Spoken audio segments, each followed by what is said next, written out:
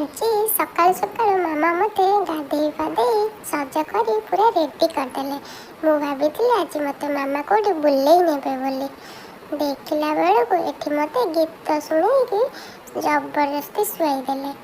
କାହିଁକି ନା ମୋତେ ଗାଧେଇ ସାରିଲା ପରେ ଏମିତିରେ ବି ନିଦ ହିଁ ଆସେ।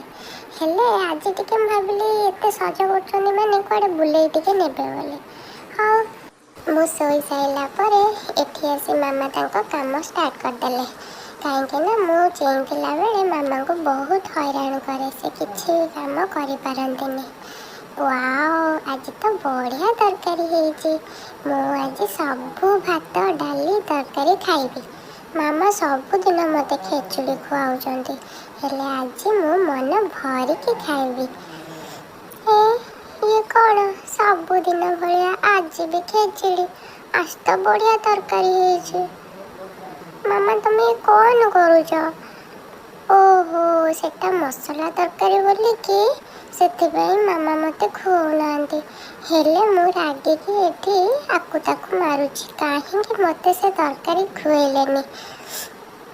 କିନ୍ତୁ ଏଠି ମାମା ମୋତେ ଖାଇବା ପାଇଁ ଡାକୁଛନ୍ତି, ହେଲେ ମୁଁ ତାଙ୍କ କଥା ନ ଶୁଣିକି ଆଡ଼େ ସାଡ଼େ ଯାଉଛି। ମୋ ପଛରେ ଦୌଡ଼ି ନ ପାରି ସେ ମୋତେ ଗୋଟେ ଜାଗାରେ ବସେଇଦେଲେ। ତାପରେ କହିଲେ ନା ତୁ ଖାଇବୁ। ହେଲେ ମୋର ତ ଗୋଟେ ଜିଦି, ନା ମୁଁ ଏ ଖାଇବା ଖାଇବିନି। ମାମାଙ୍କର ବି ଗୋଟେ ଜିଦି, ନା ତୁ ଖାଇବୁ। ଦେଖୁନାହାନ୍ତି ମୋତେ ସେ କେତେ ଜବରଦସ୍ତିରେ ଖୁଆଉଛନ୍ତି। ହେଲେ କ'ଣ ହେବ, ମୁଁ କ'ଣ ମାନିବା ପିଲା ନା ଖାଇବା ପିଲା। ତାପରେ ମୁଁ ଖାଇକି ଟିକେ ଶୋଇପଡ଼ିଲି। ଇଭିନିଂରେ ମୋ ବାବା ମୋତେ ନେଇଗଲେ ଟିକେ ବାହାରକୁ ବୁଲିବା ଲାଗି।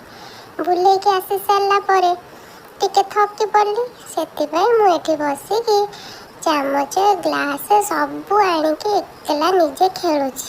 କାହିଁକି ନା ସମସ୍ତେ ତ ନିଜ ନିଜ କାମରେ ବ୍ୟସ୍ତ ଅଛନ୍ତି, ମୋ ସହିତ କେହି ବି ଖେଳିଲେନି।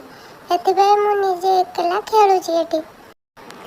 ଆପଣମାନଙ୍କୁ ଯଦି ମୋ ଭିଡ଼ିଓ ଭଲ ଲାଗୁଛି ତାହେଲେ ସବସ୍କ୍ରାଇବ୍ ଟିକେ କରିଦେବେ, ଲାଇକ୍ ବି ଗୋଟେ ଦେବେ, ଆଉ କମେଣ୍ଟରେ କହିବେ ମୋର ନଟଖଟ କେମିତି ଲାଗୁଛି ଆପଣମାନଙ୍କୁ। ନିଶ୍ଚୟ କହିବେ ନା?